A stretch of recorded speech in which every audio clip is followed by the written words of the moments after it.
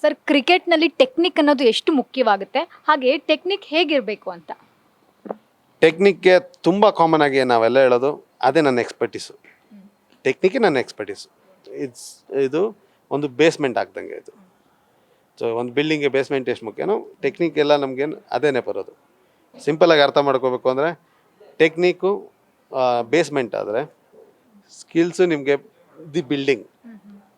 ನಿಮಗೆ ನಿಮಗೆ motivation electrician wiring ಅಂದ್ಕೊಳ್ಳಿ, ನಿಮ್ಗೆ ಬೇರೆ ಇನ್ನೊಂದು ಏನು ಮಾಡ್ಲಿಕ್ಕೆ ಪ್ಲಂಬಿಂಗ್ ಅಂದ್ಕೊಳ್ಳಿ, ಪೇಂಟಿಂಗ್ ಅಂದ್ಕೊಳ್ಳಿ, ಆ ಲೆವೆಲ್ ಜಾಸ್ತಿ ಆಗ್ತಾ ಹೋಗುತ್ತೆ ನನಗೆ. ಸೊ ಅದಾದಮೇಲೆ ನಿಮಗೆ ಒಂದು ಅರಮನೆ ಥರ ಕಾಣಿಸೋದು ಒಂದು ದೊಡ್ಡ ಕ್ರಿಕೆಟರ್ ಆದರು ಅಂದರೆ. ಸೊ ಹಾಗಾಗಿ ಬೇಸ್ಮೆಂಟ್ ಅನ್ನೋದು ತುಂಬಾ ಇಂಪಾರ್ಟೆಂಟ್ ಆಗುತ್ತೆ. ಅದು ನಾವು ಮಾಡಿಕೊಟ್ರೆ ಒಂದು ಸ್ಟೇಟ್ ಲೆವೆಲ್ಗೆ ಹೋದ್ಮೇಲೆ ನಿಮಗೆ ಅವ್ರಿಗೆ ಕೊಟ್ಟು ತೀಡಿ ಒಂದು ಸರಿಯಾಗಿ ಒಂದು ಶೇಪಿಗೆ ತರ್ತಾರೆ ಒಂದು ಸ್ಟೇಟ್ ಲೆವೆಲಲ್ಲಿ. ಅದಾದಮೇಲೆ ನೀವು ನ್ಯಾಷನಲ್ ಲೆವೆಲ್ಗೆ ಹೋದಾಗ NCA ಲೆವೆಲ್ಗೆ ಹೋದಾಗ ಅಲ್ಲಿ ನಿಮಗೆ ಕರೆಕ್ಟಾಗಿ ನಿಮಗೆ ಪೊಸಿಷನ್ಸ್ ತರ್ತಾರೆ. ಸೊ ಒಂದೊಂದು ಸ್ಮಾಲ್ ಥಿಂಗ್ಸು ಮ್ಯಾಟ್ರ್ ಆಗುತ್ತೆ ಅಲ್ಲೆಲ್ಲ. ಸೊ ಒಂದು ಲಾರ್ಜರ್ ಪ್ರಾಸ್ಪೆಕ್ಟಿವ್ ಆಗಿ ನಿಮಗೆ ಹೇಳ್ತಿರೋದು ಅಷ್ಟೇ. ಇದು ಒಂದು ಸಿಂಪಲ್ ಎಕ್ಸಾಂಪಲ್.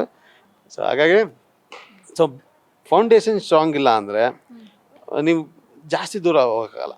ಸುಮ್ಮನೆ ಕಟ್ಕೊಂಡು ಹೋಗ್ಬಿಟ್ರೆ ಇವತ್ತಲ್ಲ ನಾಳೆ ಬಿದ್ದೋಗುತ್ತೆ ಅದು. You cannot get back to basics.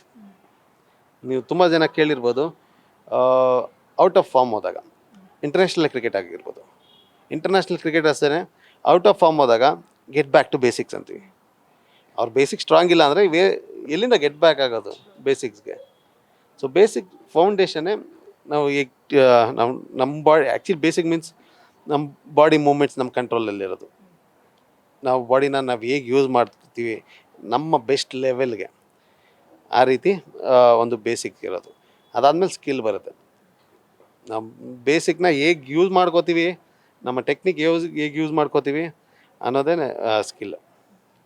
So ಆ ರೀತಿ ಸ್ಟೆಪ್ ಬೈ ಸ್ಟೆಪ್ ಆಗಿ ಒಂದೊಂದು ಪ್ರೋಸೆಸ್ ಇರುತ್ತೆ. ಬಟ್ ನಿಮಗೆ ಟೆಕ್ನಿಕಲ್ಲಿ ಅದಕ್ಕೆ ಟೈಮ್ ತೊಗೊಳುತ್ತೆ, ಅಷ್ಟು ಈಸಿ ಅಲ್ಲ. ಮಾಡಿದ್ನೇ ರಿಪೀಟೇಬಲಿ ಮಾಡಬೇಕಾಗತ್ತೆ. ಸರಿ, ಟೆಕ್ನಿಕ್ ನೀವು ಮಕ್ಕಳಿಗೆ ನೀವು ರೈಟಿಂಗ್ ಹೇಳ್ಕೊಟ್ಟಾಗೆ ಸೊ ಬರಿತಾ ಕಲಿತಾ ಹೋಗ್ತಾರೆ. ಸರ್ ಹಿಂದೆ ಎಲ್ಲ ರಾಹುಲ್ ದ್ರಾವಿಡ್ ಅವರು, ಅನಿಲ್ ಕುಂಬ್ಳೆ ಅವರು, ಶ್ರೀನಾಥ್, ಹೀಗೆ ಸಾಲು ಕ್ರಿಕೆಟ್ ಅವ್ರು ನಮ್ಮ ಕರ್ನಾಟಕದಿಂದ ಇರ್ತಾ ಇದ್ರು. ಬಟ್ ಇತ್ತೀಚೆಗೆ ಕಡಿಮೆ ಅನ್ನಿಸ್ತಾ ಇಲ್ವಾ ಸರ್? ಎಕ್ಸಾಕ್ಟ್ಲಿ ಅದನ್ನೇ ಹೇಳಿದ್ದು. ಸೊ ಕೆಲವೊಂದು ಡಿಸ್ಕಷನಲ್ಲಿ ಮಾತಾಡಿದ್ವಿ, ಅದು ಕ್ವಾಲಿಟಿ ಸ್ವಲ್ಪ ಕಮ್ಮಿ ಆಗ್ತಿದೆ ಅಥವಾ ಇನ್ನೂ ಡೆವಲಪ್ ಮಾಡೋದಕ್ಕೆ ತುಂಬ ರೂಮ್ ಇದೆ ಅನ್ಕೋಬೋದು. ನಾವು ಕ್ವಾಲಿಟಿ ಕಮ್ಮಿ ಇದೆ ಅಂದ್ಕೊಳ್ಳೋದು ಬೇಡ, ಇನ್ನೂ ಇಂಪ್ರೂವ್ ಮಾಡೋದಕ್ಕೆ ತುಂಬ ರೂಮ್ ಇದೆ. ಅದಕ್ಕೆ ಬೆಸ್ಟ್ ಎಕ್ಸಾಂಪಲ್ ಅಂದರೆ ಬ್ಯಾಂಗ್ಳೂರು ಲೆವೆಲ್ ನೀವು ಕಂಪೇರ್ ಮಾಡಿದ್ರೆ ಬೇರೆ ಝೋನ್ಗಳಲ್ಲಿ ನಿಮ್ಗೆ ಅಷ್ಟು ಮ್ಯಾಚೇ ಆಗೋದಿಲ್ಲ. ನೀವು ರಂಜಿ ಟ್ರೋಫಿ ಲೆವೆಲ್ಗೆಲ್ಲ ನೀವು ಬೇರೆ ಝೋನಿಂದ ಪಿಕ್ ಮಾಡೋದಕ್ಕೆ ಆಗೋದಿಲ್ಲ. ಬೇರೆ ಝೋನಿಂದ ಒಂದು 1000 ರನ್ ಸ್ಕೋರ್ ಮಾಡಿದ್ಮೇಲೆ ಬ್ಯಾಂಗ್ಳೂರು ಝೋನಲ್ಲಿ ಸ್ಕೋರ್ ಮಾಡಿದ್ರೆ ನಿಮಗೆ ಬೆಟರ್ ಚಾನ್ಸಸ್. ಅಥವಾ ಬ್ಯಾಂಗ್ಳೂರು ಝೋನಲ್ಲಿ ಅಷ್ಟು ಲೆವೆಲ್ ಆಫ್ ಕ್ರಿಕೆಟ್ ಜಾಸ್ತಿ ಇರೋಂಥದ್ದು. ನಿಮಗೆ ಬೇರೆ ಝೋನ್ಗಳಲ್ಲಿ ಒಂದು ಫಸ್ಟ್ ಡಿವಿಷನಲ್ಲಿ 11 ಟೀಮ್ಸ್ ಇದೆ ಅಂದ್ಕೊಂಡ್ರು ನಿಮಗೆ ಲಾಸ್ಟ್ 2-3 ಟೀಮ್ಸಲ್ಲಿ ನೀವು 11 ಮಾಡೋದೇ ಕಷ್ಟ ಆಗ್ಬಿಡುತ್ತೆ. 11 ಕರೆಕ್ಟ್ ಅಟ್ಲೀಸ್ಟ್ ಮ್ಯಾಚ್ ಗೆಲ್ಲೋದು 11 ಮಾಡೋದೇ ಕಷ್ಟ ಆಗ್ಬಿಡುತ್ತೆ. ಅಷ್ಟು ಕ್ವಾಲಿಟಿ ಇಂಪ್ರೂವ್ ಆಗೋದಕ್ಕೆ ಅಷ್ಟೊಂದು ಸ್ಕೋಪ್ ಇದೆ. ಕ್ರಿಕೆಟ್ ಆಡೋರ್ಗೇನು ಕಮ್ಮಿ ಇಲ್ಲ, ಬಟ್ ಕ್ವಾಲಿಟಿ ಇಂಪ್ರೂವ್ ಆಗಬೇಕು. ಸೊ ಅದಕ್ಕಾಗಿ ನನಗೆ ಇದನ್ನ ತಲೆಯಲ್ಲಿ ಇಟ್ಕೊಂಡು ಇದು ನಾಳೆನೇ ನೆಕ್ಸ್ಟ್ ಇಯರೇ ಚೇಂಜ್ ಆಗದೆ ಇರ್ಬೋದು, ಬಟ್ ಇನ್ನು 5 ವರ್ಷಕ್ಕೆ 10 ವರ್ಷಕ್ಕೆ ಚೇಂಜ್ ಮಾಡ್ಬೋದು ಅಂತ ತಲೆಯಲ್ಲಿ ಇಟ್ಕೊಂಡು ಐ ಹ್ಯಾವ್ ಸ್ಟಾರ್ಟೆಡ್ ಬೇರೆ ಡಿಸ್ಟ್ರಿಕ್ಟ್ ನಾನೇ ಟ್ರಾವೆಲ್ ಮಾಡೋಕ್ಕೆ ಸ್ಟಾರ್ಟ್ ಮಾಡಿದೆ. ಸೊ ಬೇರೆ ಕ್ಯಾಂಪವ್ರು ಬೇರೆ ಅಲ್ಲಿನ ಕ್ರಿಕೆಟ್ ಕೋಚಿಂಗ್ ಕ್ಯಾಂಪ್ ಅವರು ನನಗೆ ಇನ್ವೈಟ್ ಮಾಡ್ತಾರೆ.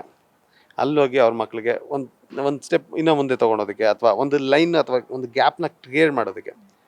ಸೊ ಹೇಗೆ ಬ್ಯಾಂಗ್ಳೂರು ಕ್ರಿಕೆಟ್ ಹೇಗೆ ವರ್ಕ್ ಆಗುತ್ತೆ, ಮತ್ತು ಅಲ್ಲಿ ಬ್ಯಾಂಗ್ಳೂರು ಕ್ರಿಕೆಟ್ ರೀಚ್ ಆಗಿ ಅಲ್ಲಿ ಕಾಂಪೀಟ್ ಮಾಡಬೇಕು ಅಂದರೆ ನಾವು ಯಾವ ರೀತಿ ರೆಡಿ ಆಗಬೇಕು ನಮ್ಮ ಹಳ್ಳಿಗಳ ಕಡೆ, ನಮ್ಮ ಡಿಸ್ಟಿಕ್ ವೈಸು.